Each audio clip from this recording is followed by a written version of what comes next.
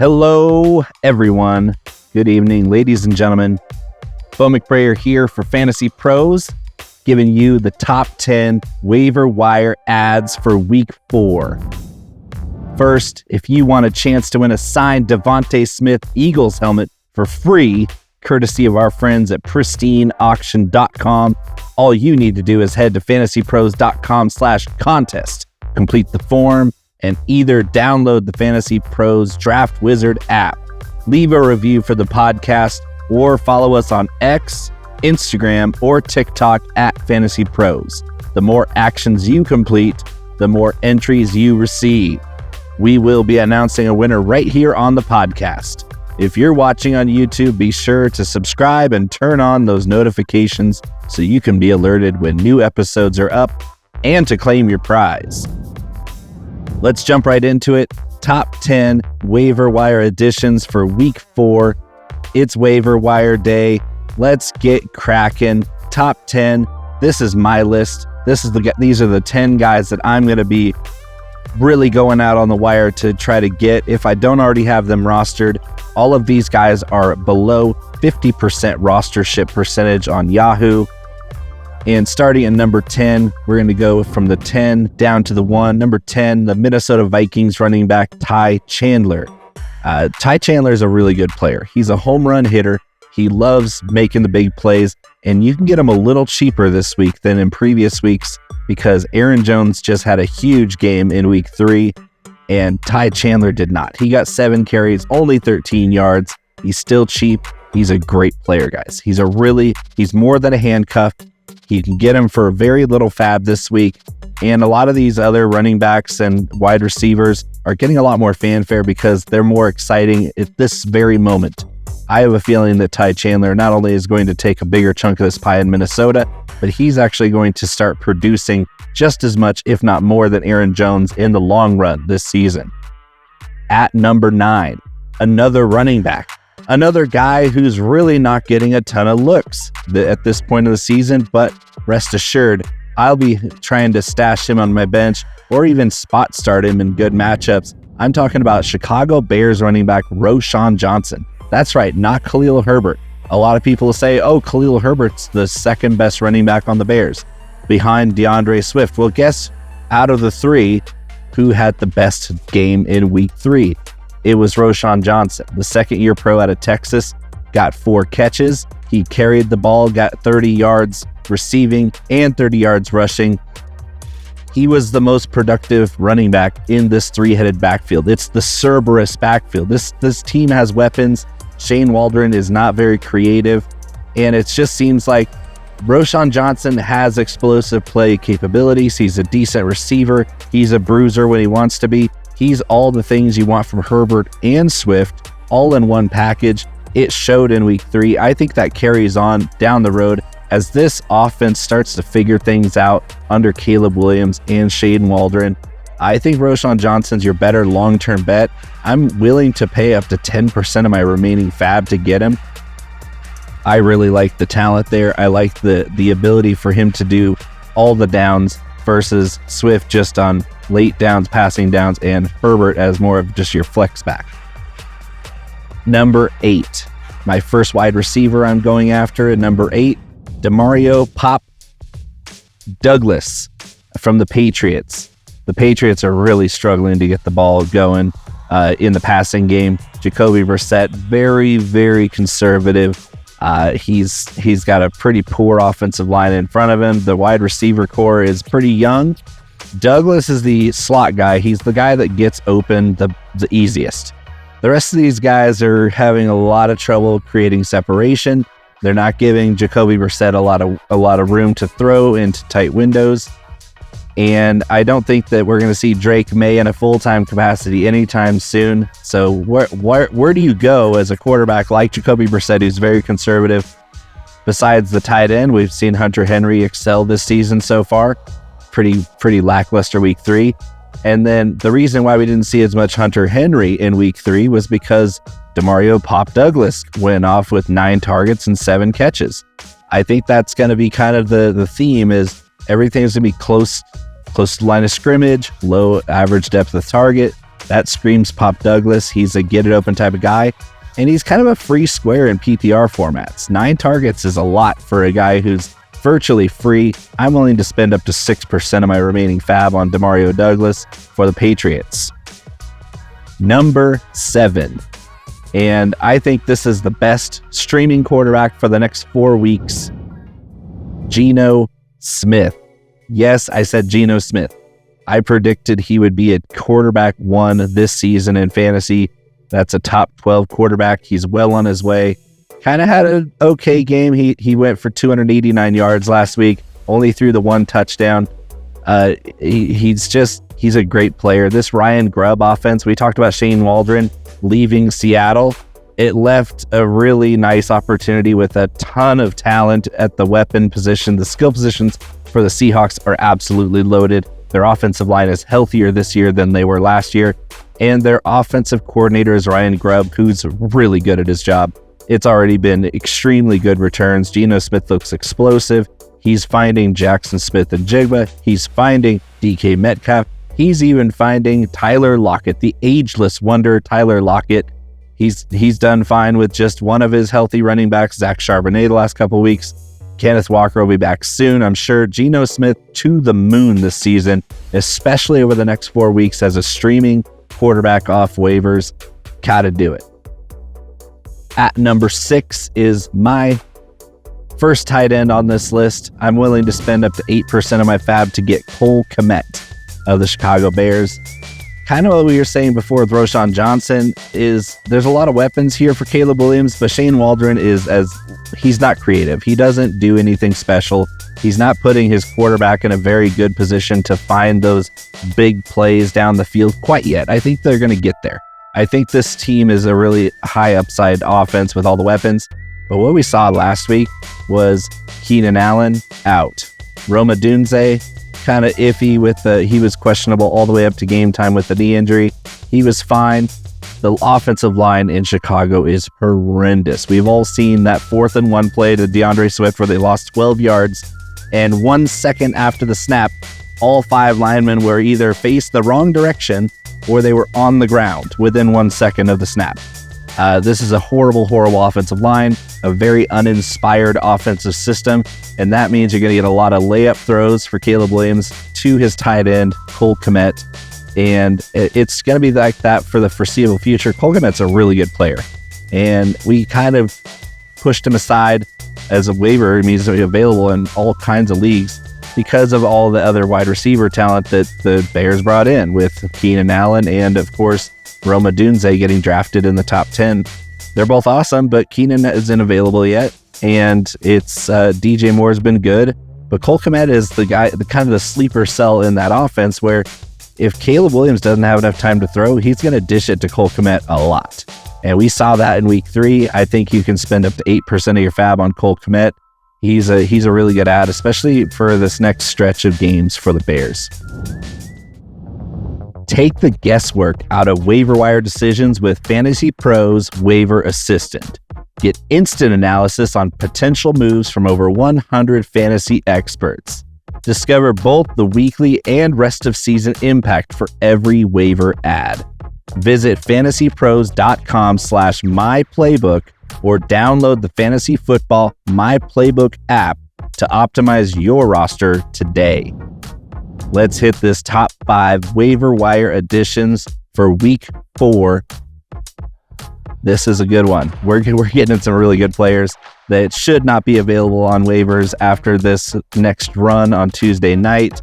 Number 5, another former Chicago Bear. Now he's in Atlanta doing things. Darnell Mooney. I'm willing to spend up to 7% of my remaining fab to get Darnell Mooney because he's the clear starting flanker. That's the Z receiver. He's out wide. He's off the line of scrimmage to take advantage of his quickness to get off. He doesn't get a lot of press coverage because he's off the line of scrimmage. Darnell Mooney, opposite Drake London, alongside quite often Kyle Pitts. And this Atlanta offense is going to really start heating up as we've seen them progress each game, getting better and better. They nearly beat the defending champs. It took a terrible non-call on Kyle Pitts in the end zone to lose to the defending champion Chiefs, Darnell Mooney was outstanding yet again. He's the clear starting outside flanker for the Falcons. He's winning at all three levels. He usually was just the deep guy in Chicago. And of course, with Chicago's offense conditioned the last 3-4 years, deep shots were very few and far between. Darnell Mooney's found himself a home in Atlanta, and he looks great. This is a rebirth, a renaissance for Darnell Mooney. I'm willing to go as far as 7% of my remaining fab on this wide receiver. And he is the second highest wide receiver on my board. The last one won't surprise you either. Number 4 on my top 10 is Jets rookie running back Braelon Allen, the Wisconsin Badger. He was a starting running back for Wisconsin at age 17, put up 1,000 yards rushing. We should have seen this coming. As a rookie, 4th round pick, not the most athletic guy. We saw the same thing happen to Kyren Williams, where he's not the most athletic guy, doesn't really wow you at the combine. Guess what? It doesn't matter. If you're good at football, like Braelon Allen is, he's a premium stash running back. There's no reason he should be on waivers after this run here on Tuesday night. Breece Hall is going to get hits. Breece Hall is a top 3 fantasy running back. But Braelon Allen's getting a nice little chunk of the pie already. And I don't think that affects Breece Hall. It helps Breece Hall to be fresher legs throughout the rest of the season. But what Braelon Allen has done with the opportunities he's already been given as a rookie, he's been amazing. Scoring touchdowns left and right, creating a rapport with Aaron Rodgers that very few rookies ever get the chance to establish. He's got weekly upside as a backup running back next to Breece Hall. He could be volatile as a plug starter. Like if you got a league with 2 or 3 starting flex spots, I can see starting him. But talk about a premium stash. The handcuff of all handcuffs.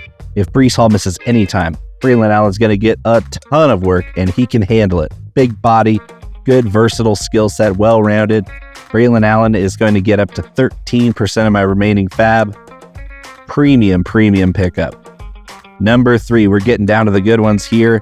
Number 1 quarterback on my waiver board, only rostered in 17% of Yahoo Fantasy Sports Leagues. Justin Fields. Are you kidding me? This guy is a QB1 if he's on the field. Guess what? Whisper, shh. Russell Wilson ain't getting that job back anytime soon. Or can we say get it back since he never really had it?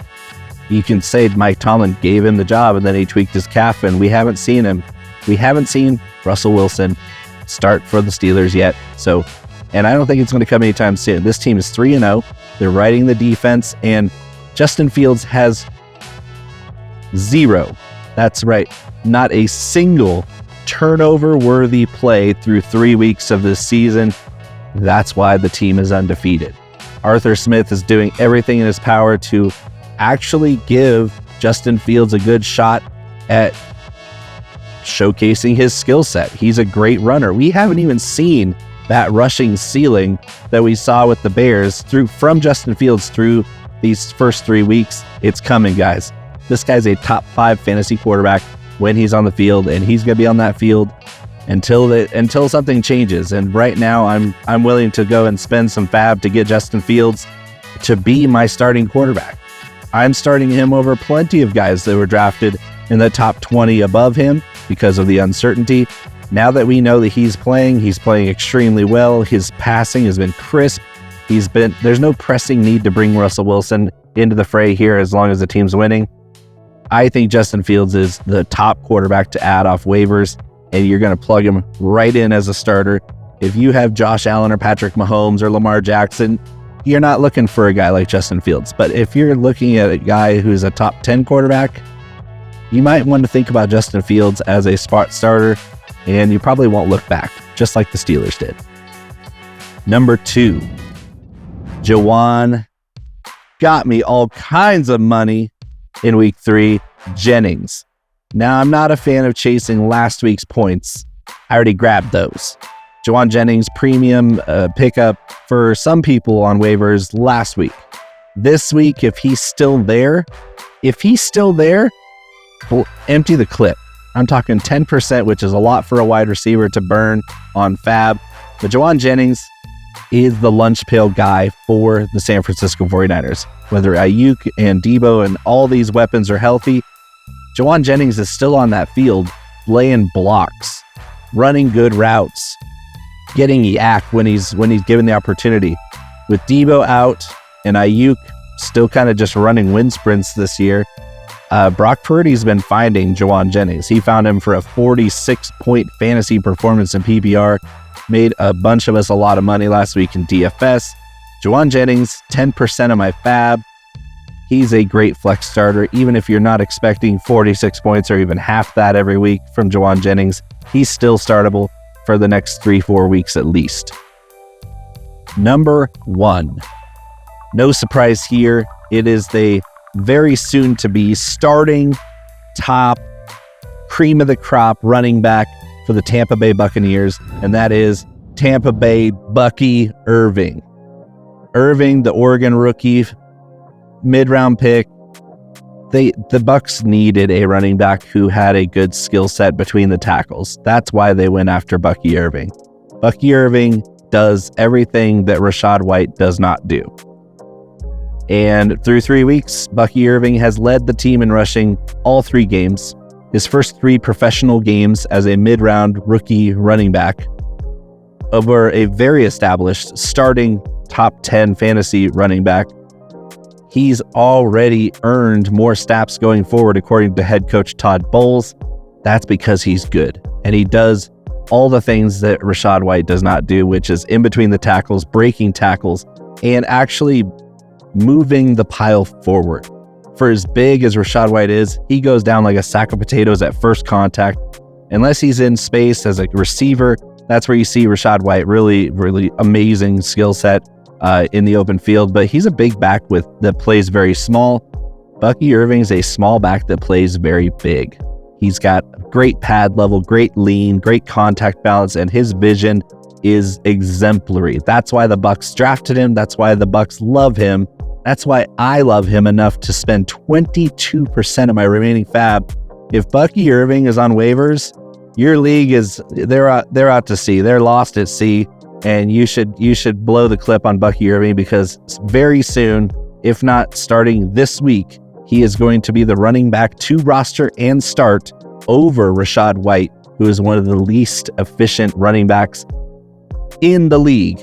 Completely, period. That's not just within the tackles. That's just overall, like rushing yards over expected, all these advanced metrics. You can look at the very bottom of the list with guys that probably shouldn't even be on a practice squad, and they're grading out better than Rachaad White. Bucky Irving is the pill you take when your running back can't get it done between the tackles. Bucky Irving, my top waiver call. Thank you for joining me. This has been the Week 4 Waiver Wire Editions Top 10. Many thanks. Make sure you like this video, subscribe to the whole channel, and jingle that bell for notifications. I'll see you next time on Fantasy Pros.